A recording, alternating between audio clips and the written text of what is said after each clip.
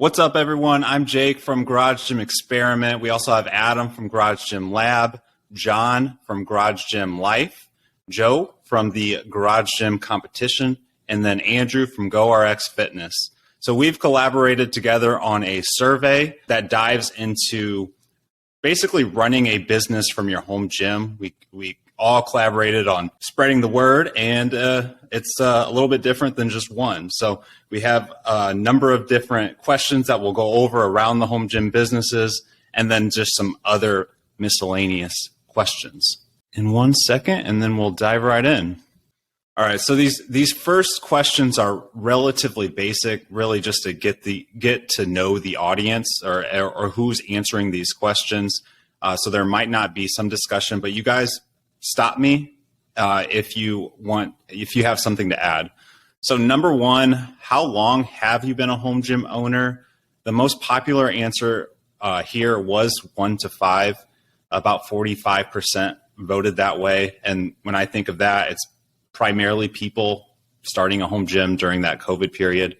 We only had about 10% say that they've had a home gym over 10 years. Between 5 to 10 years is a little under a third at 32%. And then we only have about 14% saying less than a year. So a bulk of that is really just about everyone here is answering between 1 and 10 years. Jake, I have a question. Last time we were on your podcast, you mentioned post or pre-COVID being the OG home gym community. Who of this audience here would you consider the OG? Would you still consider home gym owners coming from the COVID era's OG, or guys like John Greaves as the OGs? Because John, you've been a home gym owner for what, like 20 years now?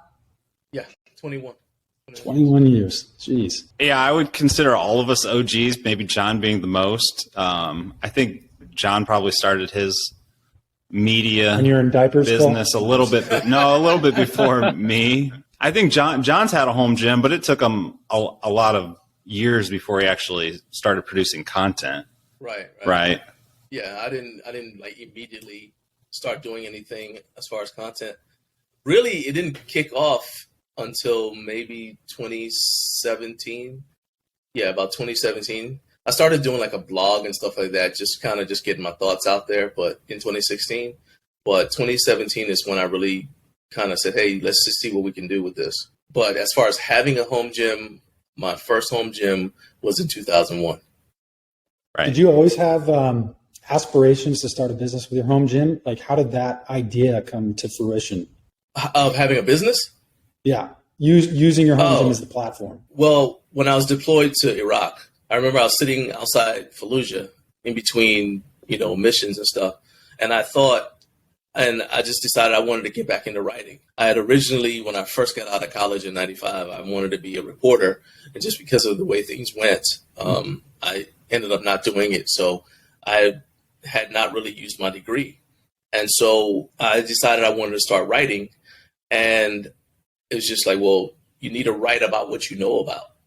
And so the one thing consistently that I knew about, that I could write about every day, was being a home gym owner. I thought about doing something related to martial arts, but for most people, that's not interesting to read about, every day. And even then you're going to say, well, I train. What did you do for training? And even then that training typically occurred in my home gym unless I went to practice. So it was just a matter of writing about what I knew about. And then I started looking around, and what's his name? John Burgesson, I think, with GarageGyms.com. Yeah, he was already out there, and I started looking around for just what was already out there so I could kind of set myself apart. And the big thing I noticed was that there was nobody who was really taking care of motivating people like me who were in a home gym. There was information, if you wanted to find it, about how to train, and GarageGyms.com was a very good resource if you wanted to just figure out what kind of equipment you needed and stuff like that, even though we didn't have a lot of stuff. But I didn't see anybody who was really focusing on the mental side of things. Like, what makes you, 5 years after you've had a home gym, what makes you still get up and walk downstairs to your cold basement 4 o'clock in the morning to work out before going to work? Why isn't your gym equipment just hanging laundry on it? What makes you keep going?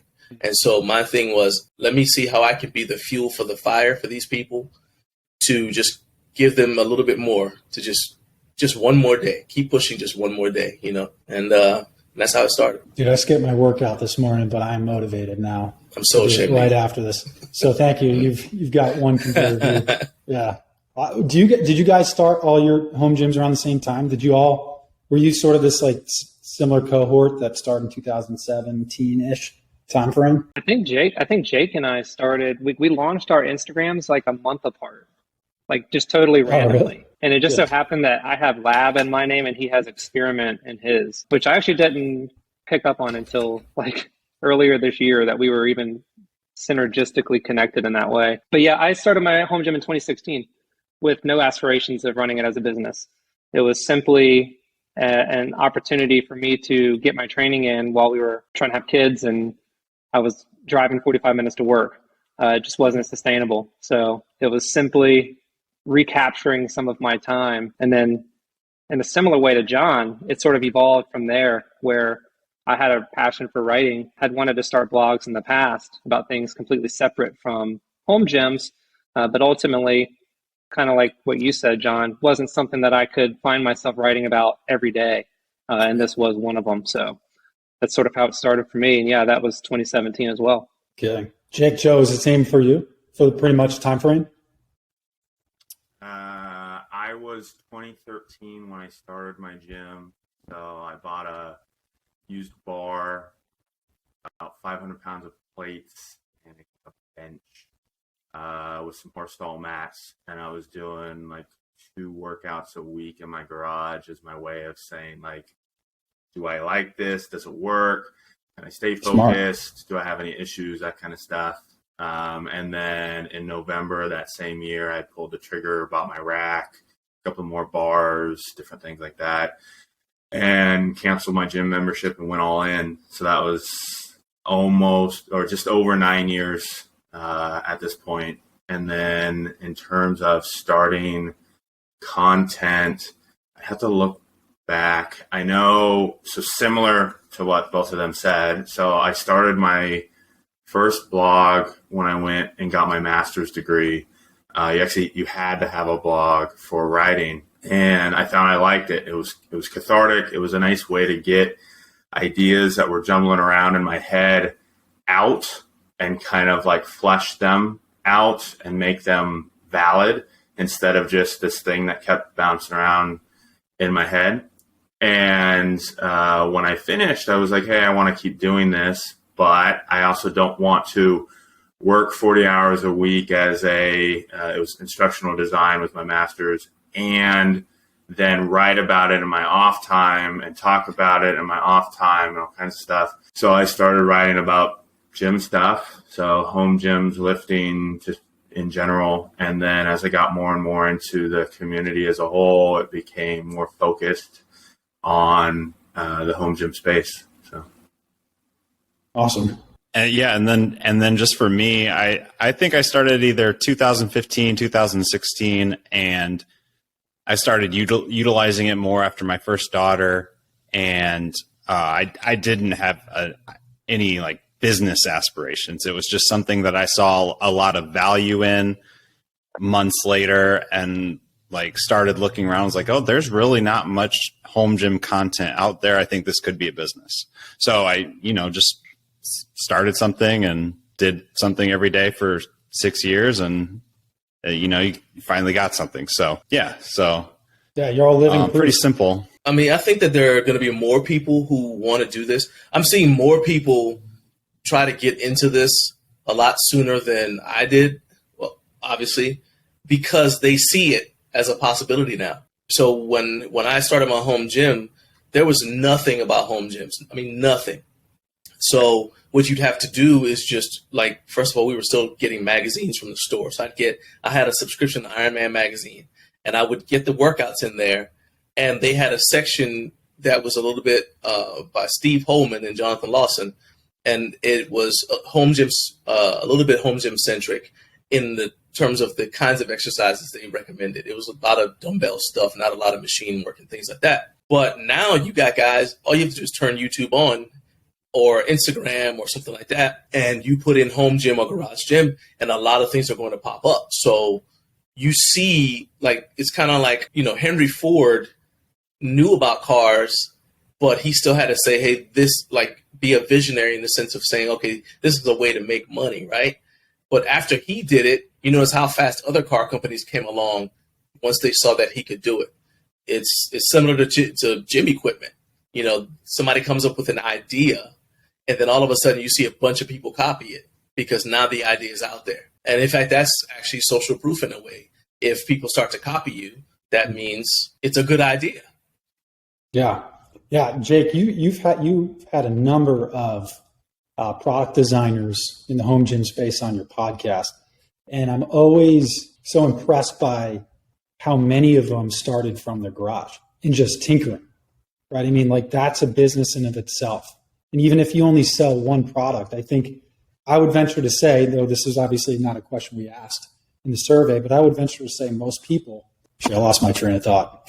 But yeah, I know you're right. Yeah, I'll mention, you're right. That's a really good observation. Just about all of them, everyone from even Chris Duffin. That's how Chris Duffin started, all the way to, you know, Adam from Garage Gym Lab tinkering and creating the Creature Pad. You know, just about all of them. They're either in their gym working with clients, or they're like in their home gym trying to solve their own needs, and it ultimately evolves into something. Yeah. Yeah. Yeah. And it's super inspirational because this is just another way to run a home gym business. It doesn't have to be. So we're pushing this microgym concept, but you guys are living proof that there are other ways that you can start a home gym business, right? I think probably the barrier to entry is probably lowest for a microgym, you know, and then obviously pretty low barrier to entry to create and tinker by trying to solve a problem. Those are probably two ways to enter without huge investment in capital and that sort of thing. But it's just really exciting to see that there's so many different ways that you can leverage your home gym as a platform to build a sustainable business. And I would say most people that jump in on this aren't necessarily out to make a ton of money. Most of these people do it because it's a passion project. And even if it's one product that you design, you find a fabricator or somebody to do fulfillment, you know, that's residual income. And it doesn't even have to be a lot, you know, for it to be something that's, one, sustainable, and two, enticing, right? Something that you keep going. And obviously, if you have a passion for it, you keep pushing it and you keep tinkering. A lot of people get into it because they want their gym to pay for itself. Yes. So if you look at, you know, I mean, just think about how much money is in your home gym in terms of how much the equipment and everything you've put in there.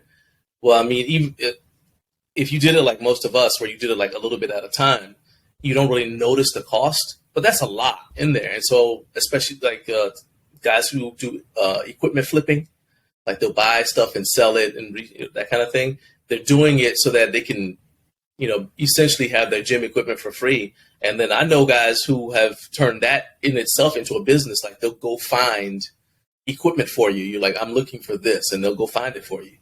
So that's another business idea right there. Yeah. Yeah. Absolutely. Let's move on with the survey if you guys don't mind. Of course. So probably run through this one. Do you have a gym membership to a commercial gym or a CrossFit gym? Only 28% do. So they're likely utilizing their home gym as like a secondary option, or maybe they work and go at lunch or something like that. Anything else to add there? Do any of you have a membership to a commercial gym? Never had a gym membership. Never? No. I considered having an additional one just because I do tinker in the bodybuilding realm of stuff. There's a gym a little bit up the road from me, like probably legit walking distance, that has, you know, leg presses and different machines and stuff. And I was thinking, okay, walking distance, that's still kind of sort of home gym-ish in terms of commitment to travel and whatnot. But it ended up not being my scene. So I just went, nah, we're good. I'll do it all at home. So yeah, the people I know who have a membership have it because of the other amenities. Mm-hmm. So like they have a membership to the Y so their kids can swim or something. Yeah. Or like Ryan and Julia from Working Class Barbell, Yeah. they have a membership to a place that's got a sauna. And That's so me. and Julia is a pro physique competitor. She's actually going to the Olympia. So she has to have access to the sauna and things like that. So that's one of the main reasons I know of people will have a membership to somewhere just for like this one thing that would just be too much of a hassle to put in their house. Yeah. And some I of answered them, like, no to this, but I have a membership to it's First Health. It's in North Carolina here. It's got a sauna, it's got a steam room, and it's got a pool. And those are the only things that I go for. So I fall into the yes category, but I don't consider myself a commercial gym membership holder. I just have that membership. Ryan goes to like a private like powerlifting gym too, right? I see him Jack's. sometimes because he shows up. Yeah. Yeah. So I've seen some guys do that as well. They have their home gym because it's their 98% of training. And then once, maybe twice a week, they show up to be surrounded by 15 other dudes who squat 800 pounds or something. Especially like Ryan, because he's competing in, is it single or triple ply now? He went back to single ply. Okay. So, I mean, a lot of times if you're wearing gear, it's hard to You gotta get have help on by yourself. And even then, it's difficult to move around. You can't really operate the mono by yourself, all kinds of things. So it definitely is conducive to be around other people who know what they're doing. And then I know, I think Keith Honeycutt, right, from the No Wine Cellar, has one because he uses some machines and stuff. So similar concept of like why I would have one.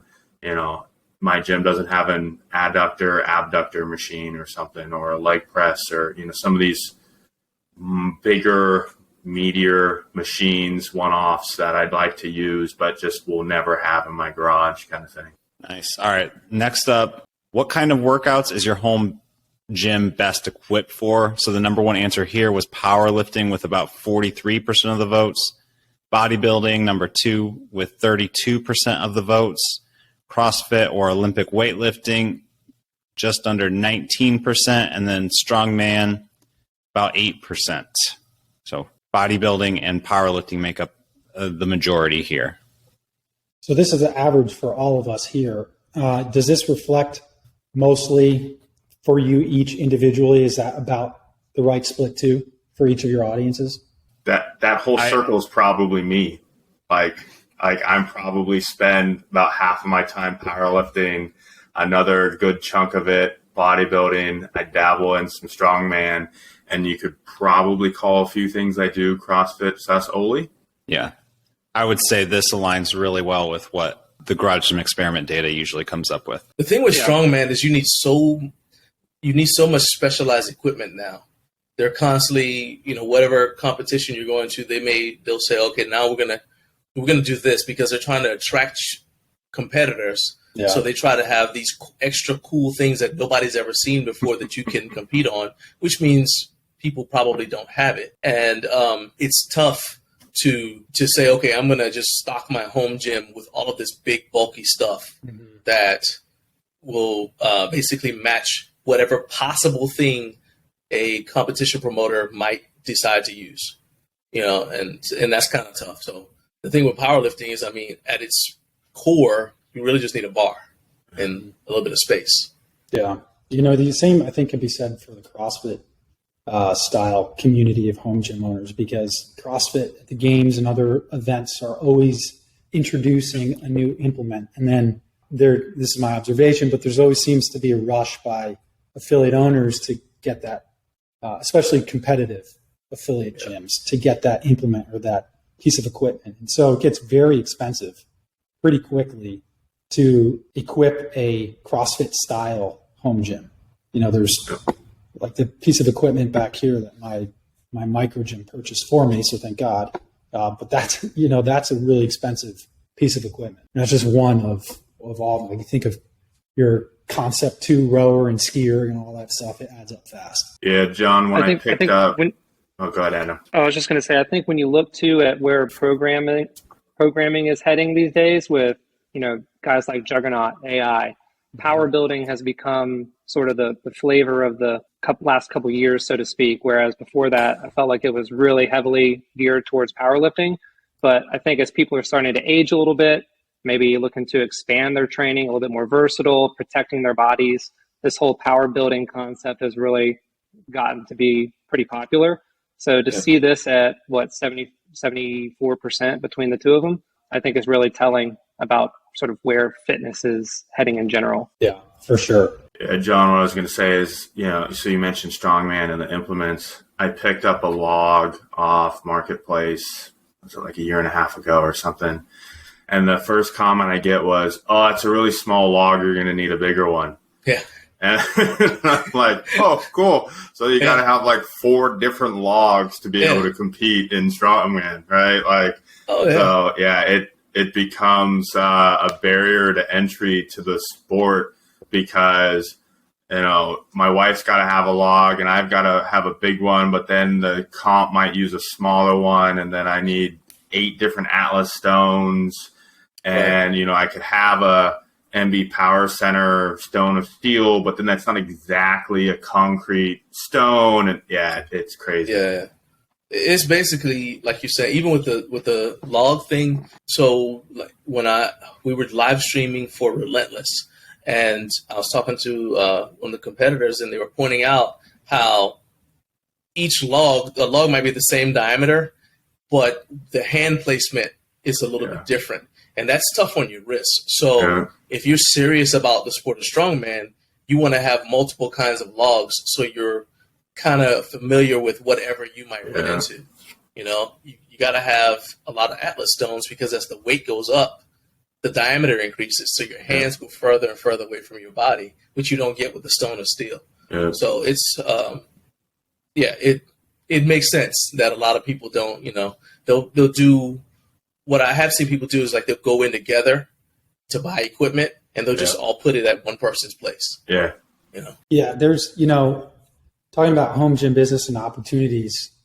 I think of a micro gym I think it's Texas, the Iron Island Gym. Mm-hmm. It's a guy that started a strongman home gym, micro gym in Texas. And he has almost all the implements that you would see in a strongman. So, by opportunity, what I mean here is I guarantee you there are more people that are interested in strongman style programming or workouts, but there are not a lot of places that they can go and get these workouts in. Right. So if you're one of those 7.5% people, I think you have an opportunity here to capitalize on a potential market, and you can be that micro gym that offers that kind of space to work out, right? So I just thought that was pretty interesting, especially since it's a really popular sport within our space. If you've ever done any strongman training, literally anyone I've ever had do anything just goes, "This is so much fun." Like picking up a log and just lifting it overhead and then tossing it on the ground, picking up something heavy like a frame or farmer's walks and walking around with them, all that stuff. It's different enough from lifting, but still lifting, that like if you're a strong or athletic person, it connects without having to learn a ton of technique to be okay at it. And it's just, I don't know, there's just something about it that's just really fun and it's cool. So I've had friends come over and we've done stuff. My wife, whatever, even my daughter, I made her own little rickshaw so she can do weighted carries. It's a fun activity that is hard, but cool. So yeah, I can totally see why people would want to be more involved, but again, why they are not. So. Yeah. All right. Next up, what describes your work life? So where are you working? So the most popular answer here was hybrid with about 34% of the votes. And I will say this was really spread out the answers. The number 2 answer was actually on site, in location, in the office or on construction or wherever. Number 3 was work from home only, which was about 31% of the votes. And then only 2% are retired. So, the thing that got me originally about the work from home thing that surprised me about it is my impression is that people who work from home would want the break. If they work from home, so you work there, you live there, at the gym, I would assume would be like a break, like they would leave to go and be around other people. But then I know a photographer, I know at least one person, she's a photographer, and what she does is, she's got to do a lot of like editing and whatever, and her gym is right next to her studio or her office. And so she's able to use the gym to break up her day into movement snacks. And so by the end of the day, and she does the same kind of workout that anybody else would do. It's just, she doesn't do it all at once. So she'll warm up, like, let's say 5 different times, because she'll do 5 different workouts. So she'll do her main lift and that's it, and go back to work. Then the next break, she goes and does her first accessory movement, then goes back to work. And so by the end of the day, she's finished. From that. That's interesting. I mean, she's like crazy. So she's a former gymnast, so she can do a lot of different things. But the advantage of it is when she's done for the day. She's done working, she's done working out, and she just goes and hangs out with her husband and her daughter. That's clever. I've done that before. Never thought of it. That's a really clever way to break up your day. I've done something similar before. It's very interesting. The only thing I didn't like was the concept of, like you said, you got to warm up a bunch. So like you go out there and it's like, all right, right now, if I do say 3 accessories, I probably, by the time I'm done with the first one, the second 2 or the second and the third, I don't need as much warm up because like my body as a whole is warmed up. Yeah. With that one, it's like you got to do 3 or 4 sets before you get to your working set every single time. So, but otherwise it's really interesting because of that idea. I mean, you could do it, you could plan it every hour or something like that. So I recommended that to people, like when they have a kid, if you have a home gym and you work from home, that's a good way to splice it up, is to say like, because a lot of people get trapped. Like I have to do all my workout at once. And I've said the beauty with the home gym is you don't have to, right? It's right there. So even if you go into the office, like these, 33 people, you could do part of your workout in the morning, go to work, come home, do the rest of the workout, right when you walk in, or do some of it right when you get home, then hang out with the family, put the kids to bed, then do the rest. You can do it in pieces to make it fit your schedule, your life, your family, your everything. So metabolically, that's probably really good for you too, because you're getting multiple hits. And, by the time you get to, I don't know how much warming up you need to do bicep curls. So by the time you get further down the tree, there's probably less setup time, I'd say. Yeah, I would agree with that. Next up, activity on social media. So I will say, this one basically asks whether you are active daily, and went all the way down to I have an account but not very active, or I do not have an account. This one was really spread out. So the most popular platform here was Instagram, but only 26% said they were using it daily. And then 19% are using Facebook daily. And then honestly, I don't think there's too much more to go into. It was relatively spread out, but most people aren't using anything specifically every single day. I think we talked before we ran this one. But the one thing that would be interesting would be, because I'm on technically, I think most of these, except for the last 2. But like YouTube is once whenever I kind of feel like it. And Discord is like twice a year or something. Like I check in with some of the admins and stuff there. So I think some of you guys, I think Jake, you might be on TikTok. I know you were at one point or trying to. It would be interesting to me to see the data again if we had like, we'll call it like a major influencer from each of these channels on here to send people to it and see if that changes it at all. Like say we had the Discord mods and they sent it out to their group, would that number for Discord have gone up from 21% I do not have an account to 10% or something like that. For sure. Yeah. Just because, like, obviously 26% of Instagram active daily is because most of us have a bigger audience on Instagram, and we said, hey, everyone on Instagram fill out the survey. Yeah. Anything else on this one? Yeah, for us, I was anticipating, to be more skewed towards Instagram. So it's really helpful seeing this. It's challenging when you think, okay, where does our effort go then? And how do we reach this audience? Because it's so spread out. Right. Yeah. So we look at this and we're going to sit down. We'll say, okay, so based off this feedback, where are we going to commit our main effort as far as content creation is concerned? So we just hired, a marketer. So, she'll be looking at this data and helping us formulate a plan.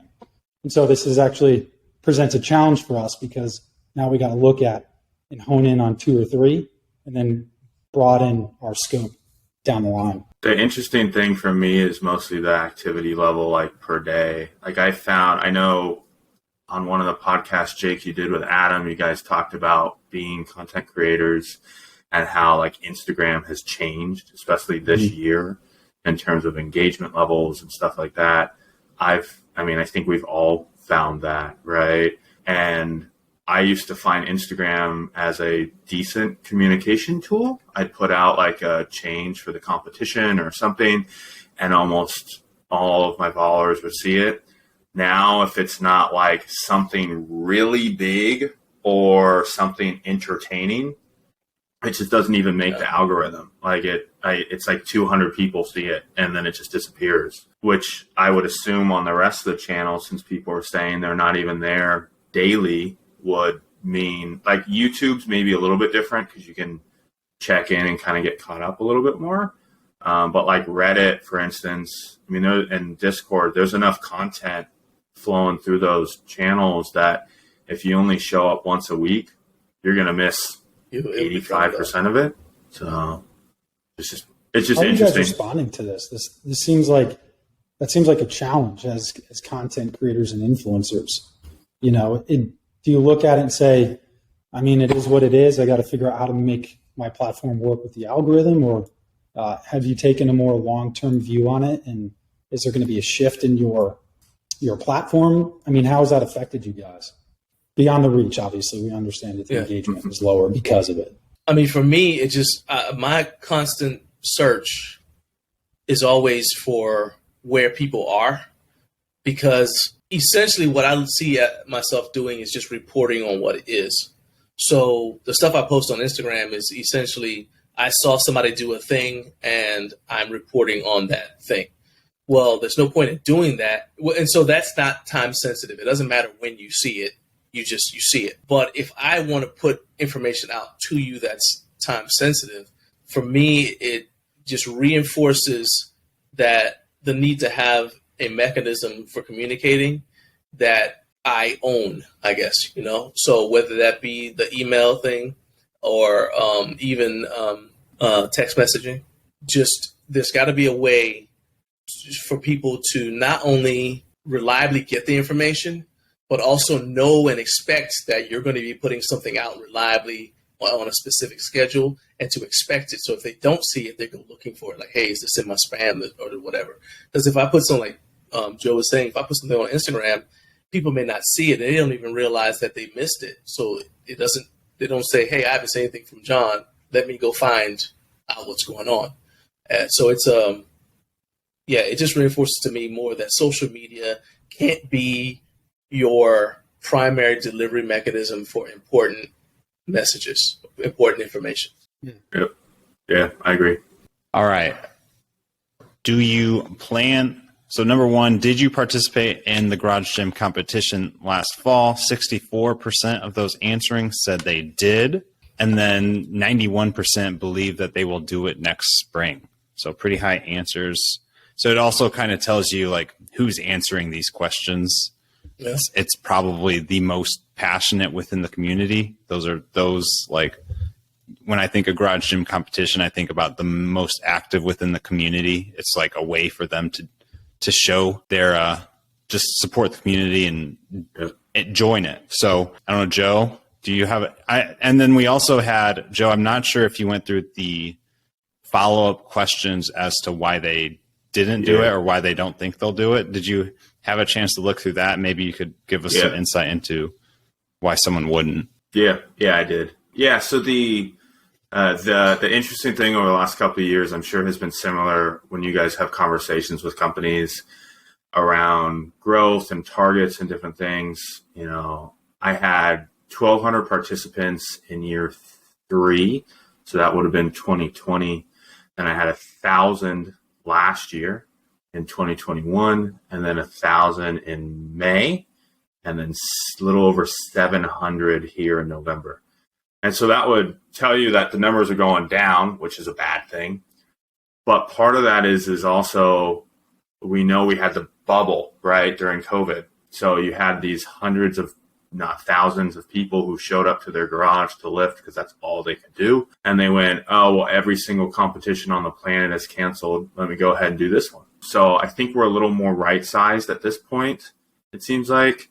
I think that number is more realistic. And I'm thinking next year, I mean, based off of this number, it's going to start to go back up. Probably not the steep climb that we had when COVID hit.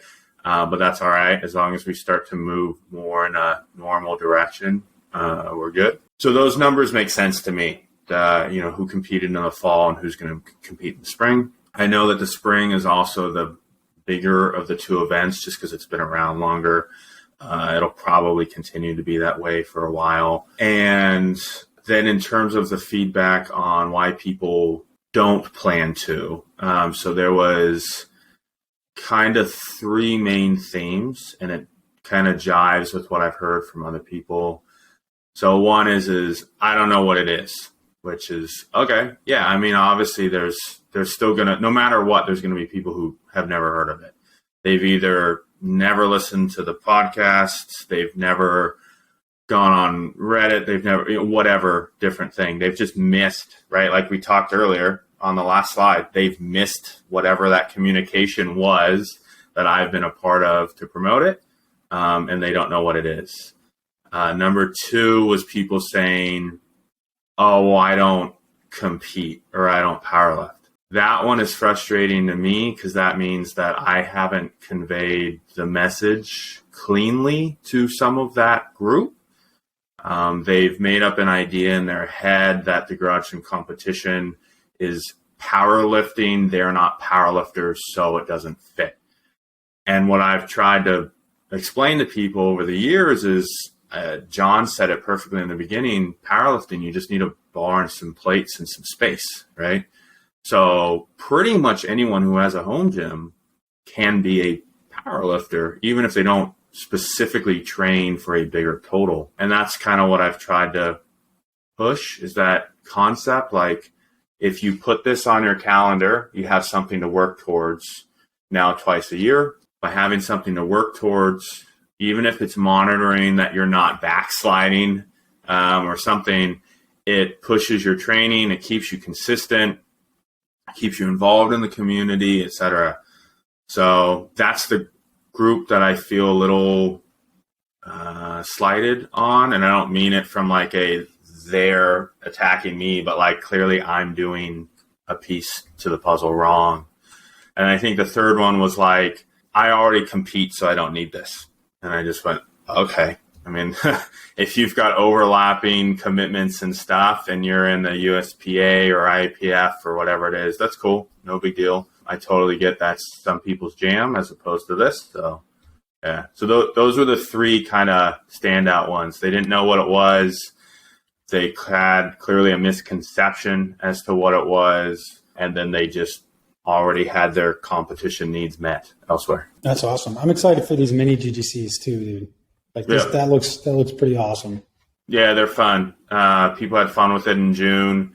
I've been asked for probably since the first year, can you do some Olympic lifting ones or strongman or whatever? And I never really had a spot for them. And then we tried them this year in June and people had fun.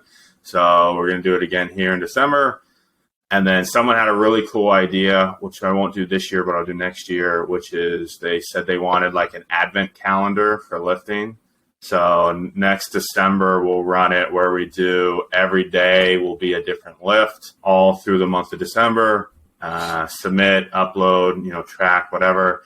And then I'll have people, my plan is to tier it and say, like, if you do one lift, you enter into raffle 1. If you do 5 lifts, you get into raffle 1 and 2. If you do 15 lifts, you do, 1, 2, and 3. And then if you do all 31 lifts, you get into, 1, 2, 3, 4, or something like that. And so we'll have some cool stuff at the end of December to hand out too. So yeah, kudos to that person. That's a great idea. Yeah, no, every once in a while you ask a question, you get something really cool. So Awesome. Next up, HomeGymCon, 75% say that they are going next spring. I will say if that number is accurate, then the event will be successful. I do not think 75% of the people who say yes are going. I'll just quickly say I read also the notes as to why people wouldn't be going.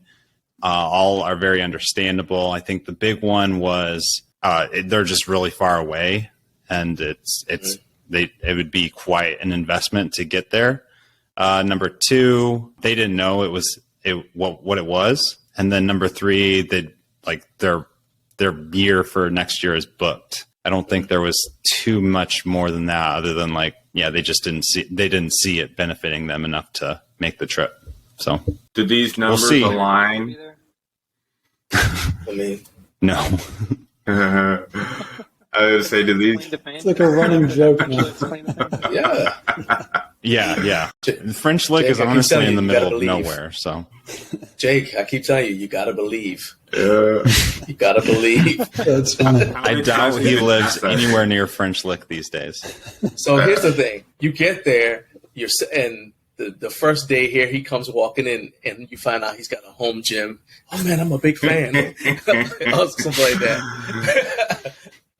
That'd be so depressing if I didn't know I could have marketed that.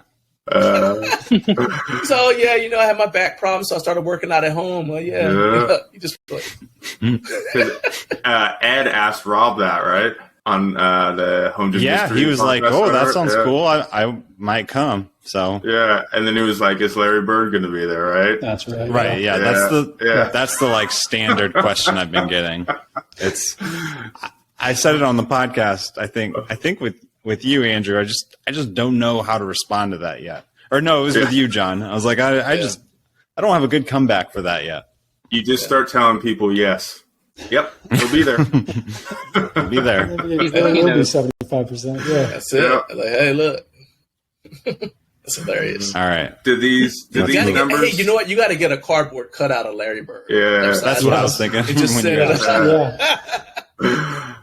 Do these numbers line up to your ticket sales and stuff, Jake? So we had a couple 500 something, people filled it out. So whatever that number comes out to, 350 or something, ticket sales ish. Yeah, I mean, if everybody came, if 350 people came, I would say it would. Plus, whoever didn't answer the survey, that would be mind blowing. Yeah. All right. But I think for most people, it's going to be if you can drive, you'll make it, or you just want to be, you have faith in this being something in the future. You want to be able to say you went to the first one, or you have online friends that are specifically going to be there.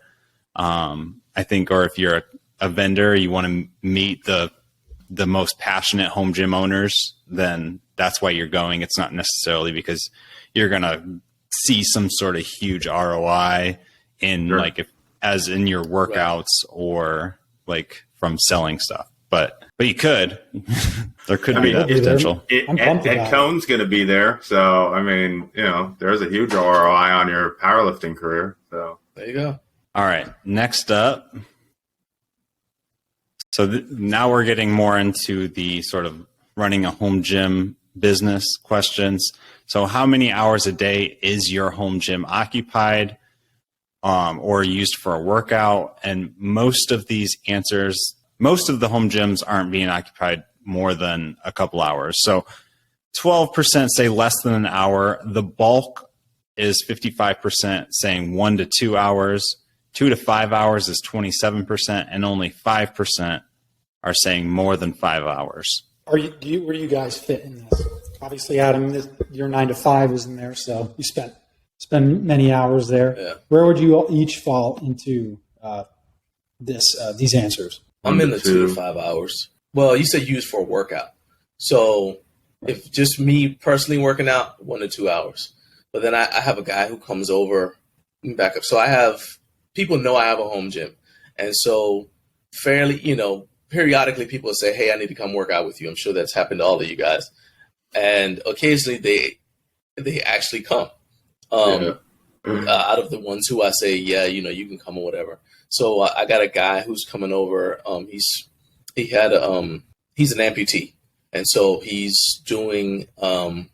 He's been presented with a challenge, from the VA to be able to get fitted for a prosthetic leg. He's got to, be able to do certain things. So I'm helping him with that. So for things like that, I can say that puts me into the 2 to 5 hours, and then for things like filming videos and that kind of thing, that's what puts me in 2 to 5 hours. Yeah, that's awesome.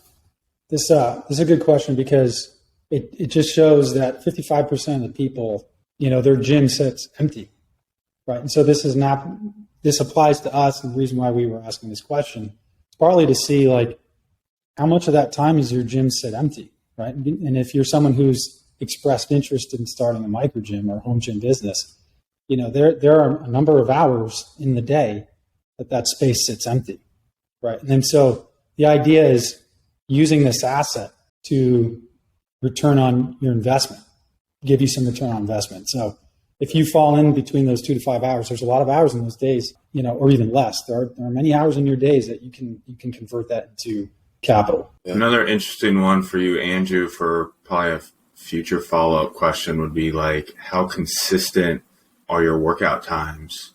So especially for the people who work from home, I know my goal is to be in the gym between 11 and noon for my first workout, but sometimes it's 2 o'clock. Sometimes it's 10, whatever. That would be maybe a barrier to renting my space out would be I'd have to block off 3 or 4 hours for a potential 1 hour workout, just so that way I don't book it for somebody else kind of thing. Yeah. So I do the same thing. I block off for mine. So I block off 4 hours in the morning, but I also use that time to train clients. So my wife uses that time. I use that time. And then if I get a client that doesn't fit inside one of the other hours, I'll push them into those hours. But, you can, I reserve time in my gym too. If I'm outside that block of time, I'll just book the hour that I know I'm going to be in there, and so it blocks it off. And so obviously, our app can do the same thing. So because I know I use it that way and I answer that question, that problem, I address it by reserving it for myself, which is kind of silly to say, but it works. Yeah. I think a good follow-up question, which I know is really helpful now that the survey is already done and we can't do it, but is how many hours a day is your home gym available to be used, available for the public? Yeah, that's a great, and I hadn't even thought of that because I close my gym down at 8 p.m. Exactly. The kids are in bed. I don't it's want not being used at night, but that doesn't mean you can come over and use it. And maybe I want to make sure I'm home. Even though I'm not using it, you're coming over to use it. I want to kind of be there. So that kind of limits my time window as well. Yeah, absolutely. All right. So how is your home gym utilized when you aren't working? So the number one answer here was it's not being utilized. So 48% said that. About 20% said I let friends and family work out, but it sits empty / unutilized most of the time. 18% are running a business with it, and then 14% say it's just extra storage space. So again, that's my just favorite answer.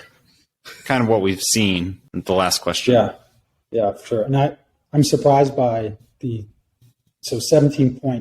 run a home gym business or a business with it.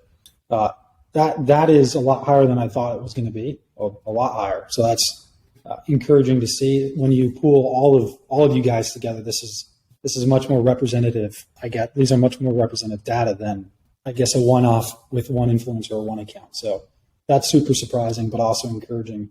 And if it sits empty, it's just more incentive, to convert that empty time, that $0 value into, a net gain, right, in terms of the financial recuperation of your costs. So we like this question because in a lot of ways it sort of gets the mind thinking and gets people turning ideas in their head. Like, yeah, it does sit empty. Like I would like to make money, or I would like to recoup some of that cost. So this is more or less in line. All the other answers sort of sit where we were thinking, but definitely that 17 or 18% who run a business with it is much more than we thought. I was figuring probably more representative would have been around 8%, which is in line with Jake's audience. So it's super interesting for me to see that when you pull all of your audiences together, it's actually a higher, almost more than twice as high. That's super interesting. Well, I think the big thing here is there's a little more friction to take this survey versus my surveys, because all you have to do on Garage Gym Experiments surveys is answer on Instagram, whereas this, you had to go click a form, you had to click all the answers, you had to go through 3 pages, I believe, and click submit. So I think it's just one layer down of more focused home gym people, Yeah. So yeah, I think that explains it. Say they're more engaged. It's a more engaged user. Just a tad.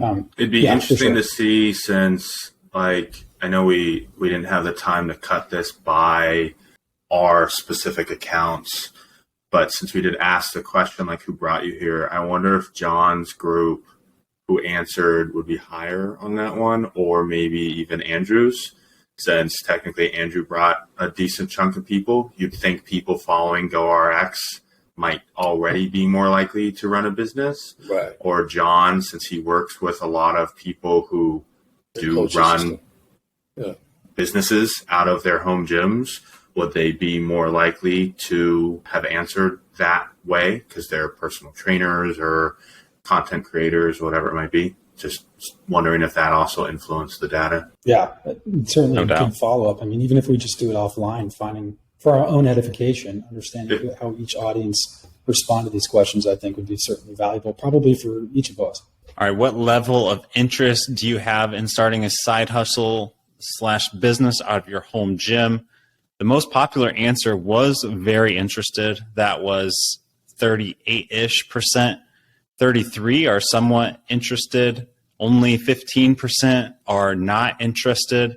And then 14% say they already do. So a little bit different than the answer before, but in the same ballpark. So very interested, most people. Yeah. Let's double check. Was that how the question was phrased? I just want to make sure that I have it. Was it / business out of your home gym, or was it just side hustle? The way I wrote it was just side hustle, because the reason why I mention is because I want to make sure that, because the way I wrote it was just side hustle. So it may be that 37%. Does anyone see it? I don't have the jot form open. So the Google documents that I gave you had it as just side hustle. And then I think Joe may have put it in jot form as just side hustle. Joe, do you have do you have it up? Can you confirm? I can open and the it. reason why I bring it up is just to say, like, if it was just side hustle and not / home gym business, it may actually mean a lot of people are really interested in the side hustle. Like, they want to have a side hustle. They just don't necessarily have one yet. And then 14% could already have a side hustle that's not necessarily home gym interest related. I think it is. I just pulled it up. I pulled it up and it says side hustle / business. / business. Oh, it does? Okay. Yeah. So it doesn't say home gym specifically? Okay. It's exactly as it's written. Just like here. it looks there. Oh, it is just as it's written here? Okay. Yep. Mm-hmm. Perfect.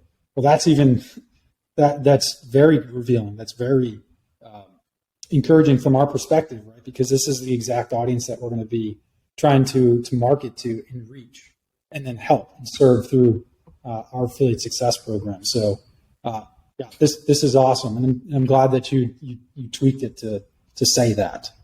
Yeah. Does this surprise any of you guys? Like, are you surprised that this many people would have interest in starting a business, or you're already doing it, so maybe it doesn't? I mean, interest. Say I'm interested. It's kind of like there's a difference between being interested, like, oh, that's interesting, and I'm committed to actually taking action to do the next step, right? And so I think that would depend on, which it actually really is an opportunity for you, Andrew, because it depends on how easy you make it, like how low the barrier for entry is. So just from the standpoint of saying, somebody saying they want to be a content creator, for example, there's a ton of stuff that you have to do that's quite frankly not interesting at all. It's very boring and it's tedious, but you have to do it. But from what I understand from talking to you, GORX is setting it up so that it's kind of like a lot of the work is already done for you. You just say, okay, now we do this, now we do this, now you do this, right? There's not as much discovery on your own. So I think if people understand that it's possible to do it without setting aside like 20 hours a week just to figure things out, then I think the willingness to commit to starting a business or a side hustle would increase. Yeah, no, I agree. And what we are doing is we're trying to remove the guesswork, right? So there's a lot of people say that they just wouldn't know where to start. That was one of the questions in the last survey that we ran. And so we lay out that roadmap, what it looks like to convert your home gym into a microgym, and it's available on our website. So yeah, and we're looking into partnerships. We're talking affiliate guard and gym lawyers, because other things that people are concerned about is insurance and policies and navigating that. So we're working out deals in ways that we can partner with these other business owners and other platforms to help serve that community of people that are interested in running a home gym. We're getting close to these deals, but because people, a lot of industry leaders here that we talk to think that this has a lot of teeth, and there is an interest in establishing that foothold in that marketplace, in this marketplace. So we're getting a ton of really encouraging feedback from these people, and we're moving forward in those discussions with these. So in the near future, we'll be able to hand a package and say, this is what you need to get yourself squared away legally. This is what you need to do to get yourself squared away with insurance and policies. And these are the people that we recommend that you go to have it done. Now, we're not going to require certain things. We're not going to require that an affiliate is using affiliate guard, or they go to gym lawyers for their legal advice. We're not going to require that, but we're putting in, like you were saying before, we're trying to remove those barrier to entries, and we're trying to make it as seamless and as painless as possible. Obviously, we have to protect our bottom line, so we're not going to be doing all the work for you, but we're going to be the partner in that process. And we will do legwork. It's just obviously you're an independent business owner, and so obviously you have to, and everyone wants ownership over that. And so we're not empowering anyone if we do it all for them. And plus, we don't have the bandwidth to do that at this time anyway. There's 7 of us here at the company right now. So, but yeah. I mean, I think from my perspective, I was just going to say, I think it's promising for you that only 15% just straight up said no. Mm-hmm. I mean, you got some legwork to push some of that other group over, and you got maybe that 14% who's like, well, I don't need you because I'm already doing it. But the fact that it's only 15% just straight up said, nope, not interested, see you later, is pretty promising. So yeah, very promising. And this stuff is what VCs look at. So when we start going to, raising seed capital in Q1 next year, these are surveys we're going to be using. So this home gym community is in a very real way helping us create that market research or conduct that market research that we're going to pitch in front of these investors, because we're going to say, listen, this is not just, cursory market research that we've done looking at industries around the microgym. We're actually asking the home gym community themselves, and the home gym community collectively, based off the responses here, are saying we are interested in this. And we do want this, at least this, to be fleshed out more. I mean, I not want to speak for the home gym community, but this is how I take away, or what I take away from these answers. So in a very real way, it's illuminating for us, but it's also going to be what we use to go to these investors and say, listen, this is what they're saying. They're saying 37% are saying they're very interested in this. Only 15% they're not interested, right? There's a real large market opportunity to capitalize on this. And so it's compelling. it's compelling data that we're looking at. Right. I think the key term here is side hustle. I think that probably got a lot of people's attention. It'd be cool to see how many people would like to break it in between a side hustle and full-time job next time as well. Yeah. There are people. Let's move on. So if you're traveling, and I think this one was pretty surprising, if you're traveling and had a choice to work out at a commercial gym or someone's home, which one would you go with? The most popular answer here was actually a home gym. So 48% said home gym, commercial gym 44%, and then neither 9%. Raise your hand if you're shocked at that one. I was only me. I didn't think it would be that high. I thought it would probably be closer around 25%. I did not think it's going to be close to 50%. I think that's that. We get a lot of questions from people, and not just home gym owners, but like potential partners, investors. Is how do we know that people are going to want to use someone's home gym? Okay, so I'll fucking ask the question. Would you use a home gym? And so when I see 50% of people from this survey saying, I would prefer to go to someone's home gym and work out there, is, again, like I said before, it's very compelling. It's very compelling data that for both the home gym business owner and the micro gym owner, but also those strategic partners and those investors, right? We can say, listen, there are people that are expressing interest. And I think about even when we list a job, we're not paying people, we're offering equity into this business. And that's because they believe in what this is doing. And so when people say, I'm going to give you free hours, free labor, well, not technically free, but you know what I'm saying, I'm going to work to not get paid, that is compelling in of itself. And so really what in all aspects of this business and this model that we're trying to create, we're seeing that affirmation and that confirmation that this is viable. This is a very viable, and this is, there's a lot of, and obviously a lot of interest in this.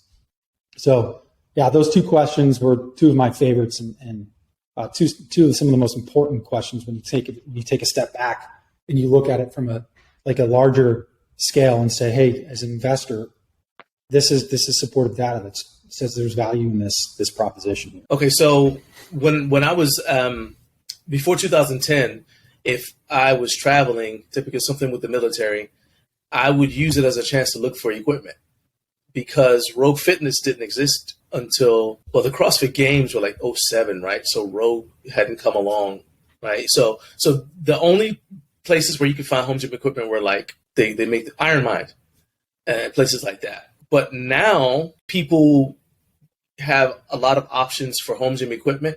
And I think it's a chance to see what somebody else has done. Like, so home gym tours are one of the most popular things on my YouTube channel. People love looking at other people's setups, seeing how they did this, the cool little DIY hacks they did. And biggest thing though is we all have at least some level of concern that we'll go to a commercial gym and get kicked out for deadlifting or something like that. You know what I mean? The likelihood is you won't, but we still have that, I don't want to go into a potentially negative situation and deal with all of the stuff that I don't want to deal with, and if you're a woman, you don't want to go to the gym and have, the local gym expert come up and decide that they're going to help you with whatever, meanwhile you're like a 5-time world record holder and this guy's telling you how to bench or whatever, right? So I think that's the big thing, is that people still want to have as close, they want to replicate the level of comfort that they have at home as closely as possible when they go somewhere, if they're traveling for work, for example. Now, if you go on vacation, I fully understand the people who say, I'm on vacation and this don't work out. I don't even worry about it. Yeah. And that's a large appeal in the rent by hour micro gym concept. So there are commercial companies that are doing similar things in cities as to what we're doing, but they are commercial and not home gym based. But they're selling that private workout experience. They're saying you don't have to deal with gym bros. You don't have to deal with walking in front of someone's Instagram reel, or wait for equipment, right? And that's a big sell for people in this, rent by the hour gym space model. And the home gym community is uniquely equipped to answer this market problem because we're everywhere, right? I mean, you can rent a gym by the hour and charge $250 an hour in a city because you know that there are going to be people with the cash to be able to do that. But when you start moving outside of the city, you don't see these gyms yet because the market's not there. But for a commercial gym, but for a home gym, it's very different. It's very different. And so there's an opportunity for home gym owners to claim a little stake in that market, that market of people that want a private experience or just don't want to be bothered when they're in the gym. There's a number of people out there that would like to work out, and if they could, they would work out in an empty gym. I mean, think about all the people that post, an Instagram story, just friends, not influencers or whatever, just friends that post empty gym, they get excited about it. Imagine having a gym to go to every time that it's empty. And then if you want, okay, you go to the gym so you get some people, you get some friends, or you just get surrounded by, other athletes, right? So, in a way, in a really real way, the home gym community is like, and that's partly how I sell my micro gym. It's like, hey, you get an empty gym every time you're here. You don't have to deal with anybody, and you don't have to deal with me. I have a contactless entry, like I give them a code and they come in and they use the gym. They never have to see me if they don't want to. Yeah. So, so huge opportunity there. I don't know how large of an opportunity that is in each town and city and state, right? Like obviously there's going to be variation of that market that's going to want a private gym experience, but still it's there. Good point about the empty gym. That everyone always appreciates that. Next up, what benefit to running a home gym business or microgym would you or do you find most appealing? So number one here was actually helping others. So the satisfaction of guiding them towards their health goals. Number two, earning a little extra income. Number three, enjoying the tax deductions of a home business. And then number four, 9% saying flexibility in work schedule. So all sound like good benefits to me. The thing that jumps out to me about that is that it kind of like informs some of the other answers, because to me, it looks like most people who are looking at this are looking at this as some sort of personal training or coaching style deal, right? So somebody who's like said, well, maybe I'm not interested in a side hustle. Maybe they don't have any interest in coaching. So they're not looking at it necessarily as like the Airbnb type of thing that I think of when I think of the home gym business, like, oh, yeah, you just let somebody else work out there while I'm not using it, right?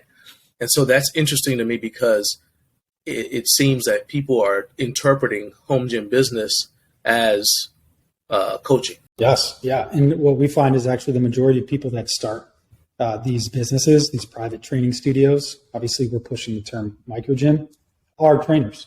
The majority of these people that are opening up their home are trainers. And so it's in line with that, but it'll move, that needle will move more towards the Airbnb model as well as people start becoming more familiar and comfortable with using someone's home gym. I will say that I didn't think that was going to be the number one answer.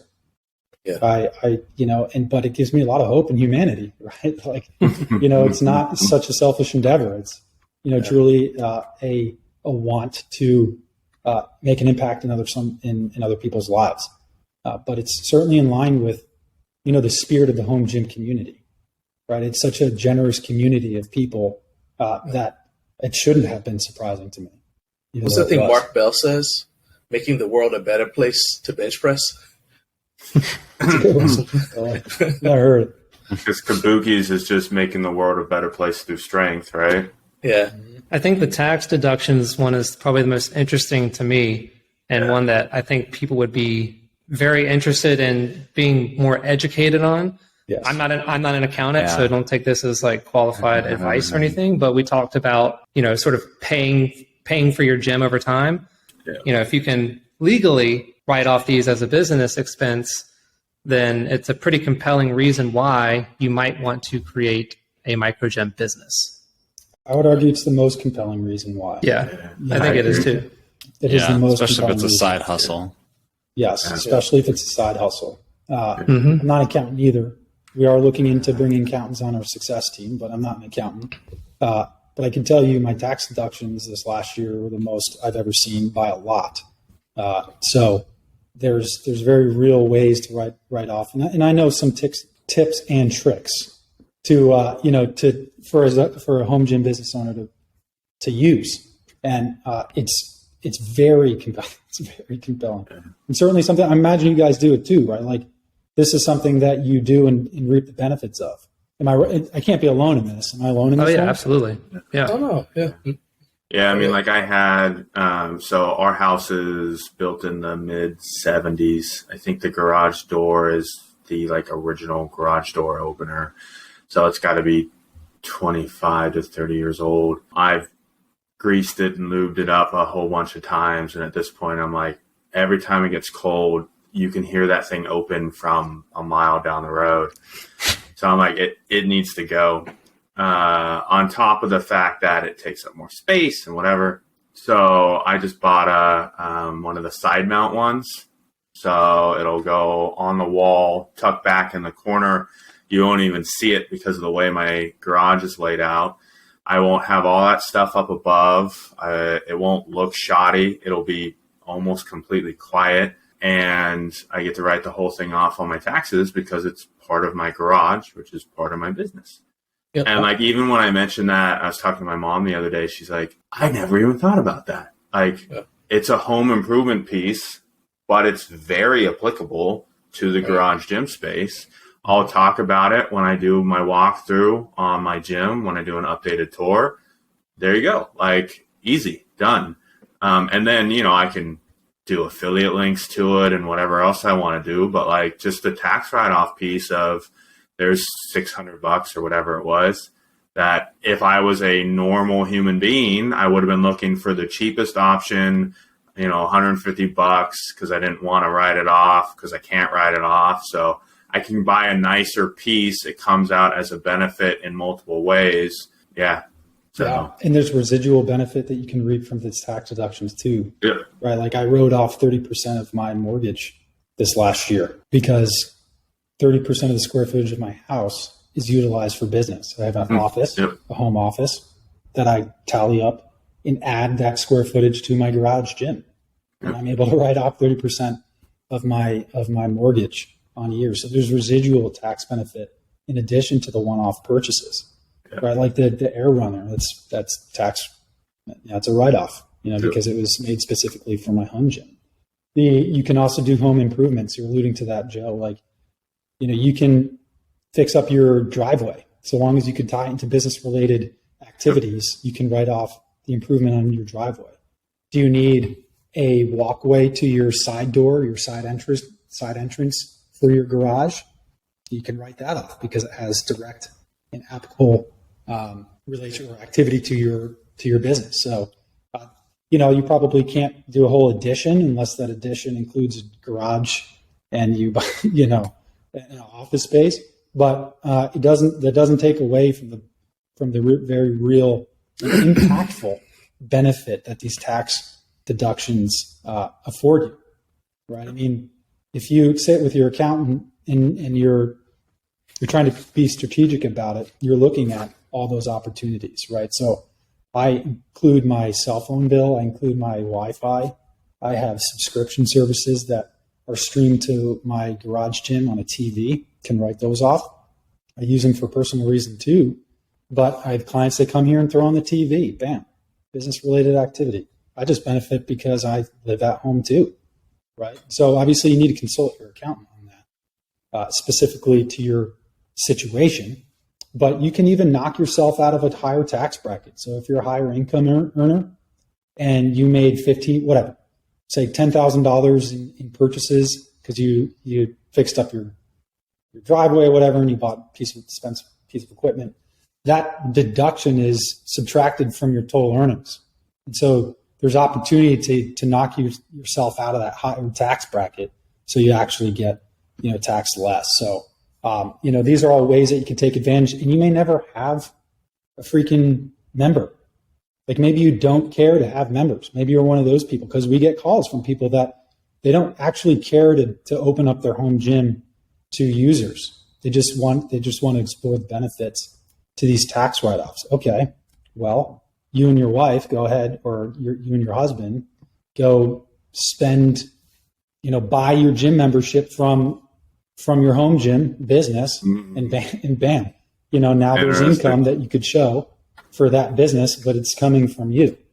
Again, consult an accountant on this, but these are little tips and tricks that you can do as a home gym business owner, and never actually list it.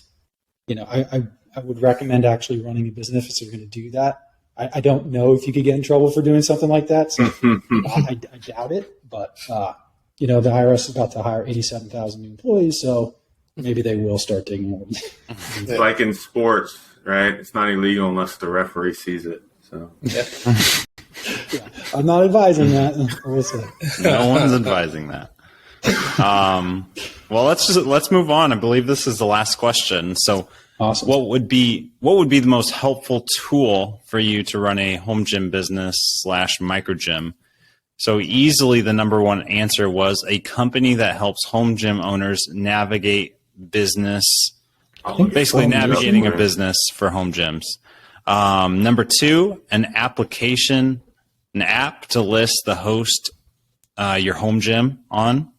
Number three, software to manage calendar, members, payments, waivers, etc. 18% said that, and then 12% went with an online resource to reference when I have questions. So most people want more than just that free resource. It sounds like they want somebody to actually navigate for them. That full question, Jake, is a company that helps home gym owners navigate business formation, insurance, marketing, and branding. There we go. Yes. Thank you. That makes sense to me. I mean, yeah, for sure. Yeah, good thing this is recorded because I'm gonna use it. All four of these things are things that are efforts that we're working on. So every one of these things here and all these answers are stuff that we're positioning ourselves to be. So as a company that helps a home gym owner navigate the business formation and compliance issues, this is where we're placing effort. An application in home to host your home gym, we've built that. It's an MVP. We're still working out bugs and there's missing content, but it's a workable MVP that you can start listing your gym and earn money on that. A software to manage your calendar payments, that's what it does. And then we're building a platform for a blog. We haven't been as active as we've been working on other efforts, but the whole blog is about equipping you to be successful in business and life. So these are all things that we do, but this is a question that we ask because we want to know, are we placing our effort in the right spot? And so our primary push has been, our primary marketing has been like marketing message, has been, we help people start business with their home gym. So when I see the results like this, that this is what people most want, so fuck yeah, I got it right. I'm on the right track. And then the second being an application to list your home gym, that being the second highest answer. It's like, all right, good. My intuition was right on that. And we're moving in the right direction. So I know that I don't need to place as much effort in the blog. We're going to still work on the blog. We're going to still write and create content for that. But I know now that it's 12.4% people that want that as opposed to 43% of people that want someone to help them navigate that process or the business formation process. So, so this is super helpful because it affirms us that we're on the right track, but it also helps focus us.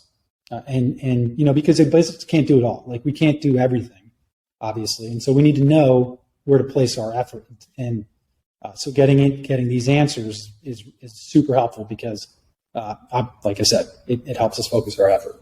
Yeah, I think education is definitely the key to all of this. This is, of course, a part of that 43%, but if you can get that part right and you can educate and get people comfortable, then you're going to convert that 33% that were somewhat interested into probably a higher, not all of them, of course, but maybe push some of them into the very interested bracket or the take action sort of, quadrant, if you will. Yeah. You probably have compounding results. So once you have like some actual people doing it that you can put testimonials or whatever, then then you get more people willing to do it, and then they'll start to exponentially grow because more and more people will do it, because they see the proof, the possibility. And there's also the competitive aspect because you start seeing your competitors all doing it. then you're like, well, I got to be doing it too. Kind of like certification. I mean, people want to go become Strong First certified because they know that if they're going to be teaching kettlebell, they have to have some sort of certification from a recognized entity, even though they know how to do it.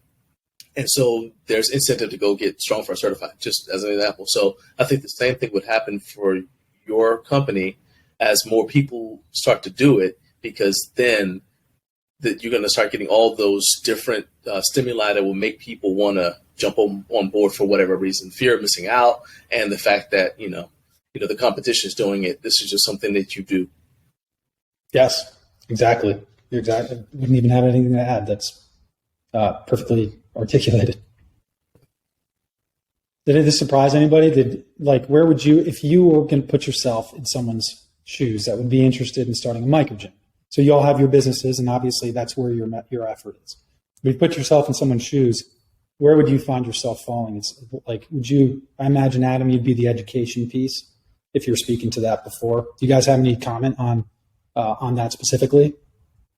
Even doing what I do, that a company that helps you navigate that, I would have done a cartwheel down the stairs if I had somebody just say, hey, look, this is how to form your business. This is what you need to do. Help out, insurance, all the different things we're talking about, tax information. When I was starting Garage Gym Life, I didn't know any of that stuff. So I had to go. It's not even like sometimes I didn't even know the question to ask. Because I didn't know the question to ask, I didn't know the things that I didn't know. Mm-hmm. So a company that's already kind of walked that road ahead of you and said, oh, well, you just do this, right? That's invaluable. Yeah, I'm lucky enough that when I went to form my business, so I have a bachelor's in business. I have 10 years working in, corporate HR. I have a bunch of legal contacts and stuff because I worked side by side with lawyers. I had a bunch of the right Copyright kind of pieces to help me take that next step. And I still did a ton of research, right? Trying to figure out, like, am I an LLC or an S Corp or this thing or that thing, right? Do I need this copyrighted or trademarked or whatever? You don't want to just like find a lawyer out of the phone book kind of thing, right? You want someone to recommend you a good lawyer. So, all those things took up a ton of time. And then when you're talking to a lawyer and you're like, yeah, I run a online powerlifting meet for people who lift at home. And they're like, what the fuck is powerlifting? And what do you mean on how do they lift online, right? And you're like, all right, I got to spend 3 hours talking to this lawyer who's going to cost me $350 an hour just to explain what my business is. So if you have all of that taken care of and someone's like, yep, you got a home gym, I know what that is. And they can ask, like, you got bars, dumbbells, rack, whatever, and they actually speak your language, that's huge. Like, I can skip the whole 90% of the conversation and just go straight to, they ask you the pertinent couple of questions and you're in business. That's exactly right, dude. And that's why we hit up gym lawyers specifically. They serve the CrossFit community specifically, which is how we got connected through Philly Guard. They referred us to gym lawyers, et cetera. But that's what they do. This is the space that they operate. And so, we've had very fruitful conversations with their owner in the past week and 2 weeks, and we're moving forward on what a partnership would look like. And so, as someone that would come and use us, we'd be able to refer them to someone that knows exactly that and it knows exactly what they're doing because we've already laid that foundation and that groundwork. Yeah, and for other things too. If we can do that at every step of the way, which we're working towards, I think, starting a home gym business will be as easy as buying a car. It's actually not very easy. I bought a car this weekend. It wasn't that easy. Bad analogy. Don't use that one. Carvana. Yeah. Free plug, yeah. Yeah, I want to talk about Carvana, but I used Carvana and it was not a good experience. So. Yeah. They'll be gone in a year. People are saying their stock. I could have bought the entire company with how much I paid for my car. Yeah. This week supposedly. So I know somebody who has a home gym business, and even I'm just saying this from the standpoint of how versatile the information piece is. And what she does is film exercise demos, right? So, people, you do a blog or whatever, and you need somebody to demo the exercise, or you have an app and you need to put demonstrations of the exercise. And not everybody can do the exercises to your level of comfort, or I like your form or whatever. And so she's got a thing on Fiverr, and she'll say, okay, well, send me the exercise you want to do and I'll do it. And this is what it's going to cost you. Right. Even that is something that, can you imagine, like Joe was saying, you go to a lawyer and say, yeah, so I run a business where people send me workouts and I just do them and I video myself and send it. First of all, that sounds sketchy, right? that sounds sketchy right away, right? But then saying like, this is, just having somebody that could help you navigate that, because they can help you with avoiding copyright infringement, because she'll have music in her videos, that kind of thing. And so I think, I just think that piece there's a reason why that's the biggest piece of the pie, because that is huge and it's applicable across the board for any kind of home gym business. And then once you have a home gym business, there's nothing stopping you from adding to your home gym business. You're like, I started out with the intentions of just doing this. Well, now I see this other opportunity and I'm going to add this onto it. And it's easier because I'm already embedded in this sort of environment here. Ecosystem. Yeah, you're right. And it shows the diversity of opportunity in services you can offer to as a home gym business. Like I freelance write for people in the health and fitness space, and I use my home gym business as my platform, and I invoice people through my home gym business. And so I've managed to actually offer a service that's not related to, it's related to business activities, obviously, but it's not specifically serving a fitness enthusiast that's looking for on-site training or a workout. There's a lot of opportunity, in a very real way. I'm sort of like years behind all of you. You started writing blogs and creating content, and, you started moving into where you are now, which is pretty impressive stuff that you guys are doing. I love seeing your content. It's really awesome, by the way. If I haven't said that to you yet. Thank you. Awesome. I'll just add one thing to this. I agree with John and Joe, though, as I would have definitely voted that way as well. And when I hired an accountant a few years ago, took all of that off my shoulders and took a lot of stress off of fear of doing it wrong. And that's made a world of difference. And I think that's what why probably most people voted this way. Yes, I would agree. Well, yeah, I think that wraps it up. Do you have a closing remark or an outro, whatever it's called? Nope. That's it. I would say end with telling people where they can follow everybody who's on here and where they can reach out to Andrew for more information about his business.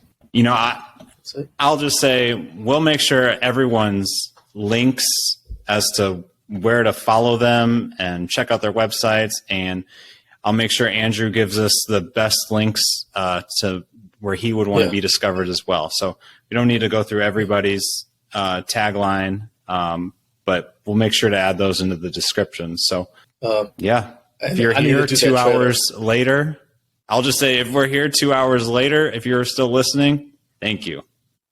That's gonna do it.